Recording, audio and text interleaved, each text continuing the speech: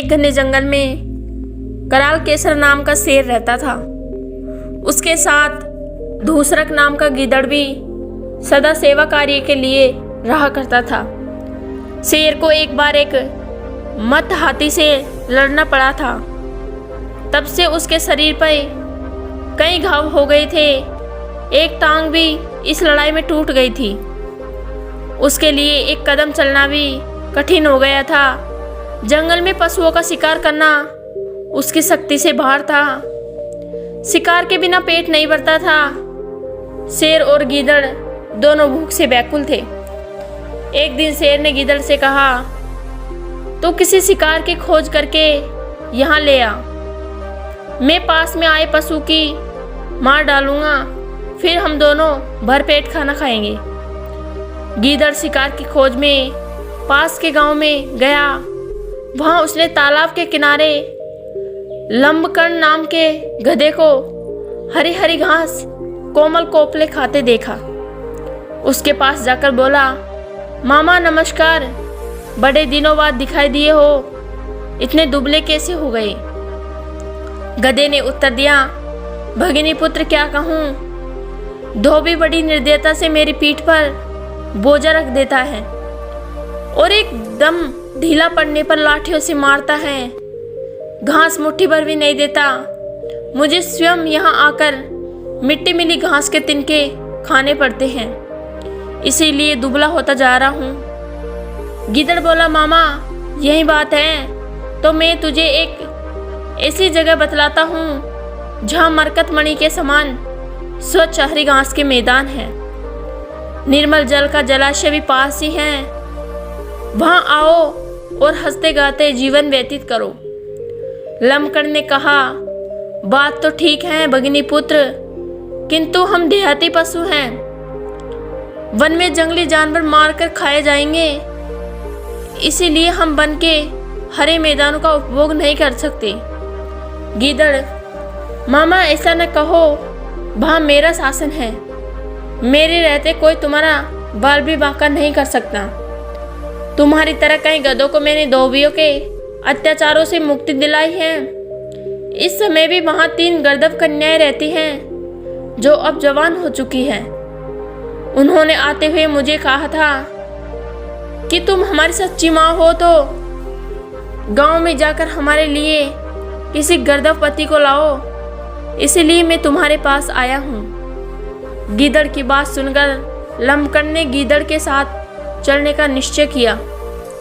गीदड़ के पीछे पीछे चलता हुआ भऊ उसी वन प्रदेश में आ पहुंचा जहां कई दिनों से भूखा शेर भोजन की प्रतीक्षा में बैठा था। शेर के उठते लंबकर्ण ने भागना शुरू कर दिया। उसके भागते भागते भी शेर ने पंजा लगा दिया, लेकिन लंबकर्ण के शेर पंजे में नहीं फंसा। तब गीदड़ ने शेर से कहा, तुम्हारा पंजा बिल्कुल बेकार हो गया है। गधा भी उसके फंदे से बच भागता है। क्या इसी बल पर तुम हाथी से लड़ते हो? शेर ने जरा लज्जित होते हुए उत्तर दिया, अभी मैंने अपना पंजा तैयार नहीं किया था, मैं अचानक ही भाग गया।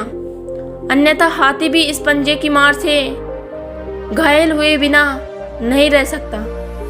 गीदड़ बोला, अच्छा तो अब एक बार और यत्न करके उसे तुम्हारे पास लाता हूँ।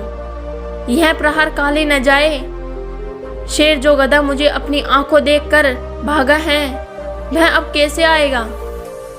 किसी और पर घात लगाओ। गीदड़, इन बातों में तुम दखल मत दो। तुम तो केवल तैयार होकर बैठे रहो। गीदड़ ने देखा कि गधा उसी स्थान पर फिर घास चर रहा है। गीदड़ को देखकर गधे ने कहा, भगिनी सुत, तू भी मुझे खूब अच्छी जगह ले गया। एक क्षण और हो जाता तो जीवन से हाथ धोना पड़ता। भला वह कौन सा जानवर था जो मुझे देखकर उठा था और जिसका ब्रज समान हाथ मेरी पीठ पर पड़ा था? तब हंसते हुए गीदड़ ने कहा, मामा तुम भी विचित्र हो। गधा भी तुम्हें देखकर आलिंगन करने उठी और तुम वहां से भाग गए। उसने तो तुम से प्रेम करने को हाथ उठाया था। वह तुम्हारे बिना जीवित नहीं रहेगी, भूखी प्यासी मर जाएगी। वह कहती है यदि लंबकण मेरा पति नहीं होगा तो मैं आग में कूद पड़ूंगी। इसीलिए अब उसे अधिक मत सताओ, अन्यथा स्त्री हत्या का पाप तुम्हारे सिर लगेगा। चलो मेरे साथ चलो। गिद्दड़ की बात सुनकर गधा उसके साथ फिर जंगल की ओर चल दिया। वहां पहुंचते ही शेर उस पर टूट पड़ा। उसे मारकर शेर ने तालाब में स्नान करने गया। गिद्दड़ रखवाली करता रहा। शेर को जरा देर हो गई। भूख से व्याकुल गिद्दड़ ने गधे के कान और दिल के हिस्से को काट कर खा लिया।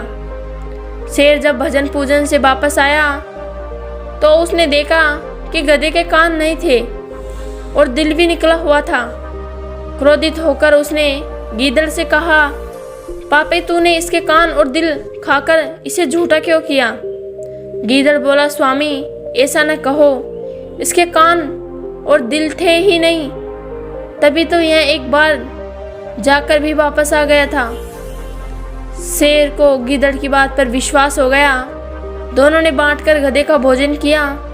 इस कहानी से हमें यह सीख मिलती है कि अनजाने लोगों पर भरोसा नहीं करना चाहिए और जीवन में अगर कोई एक बार आपके विश्वास को तोड़ता है तो दोबारा उस पर भरोसा नहीं करना चाहिए।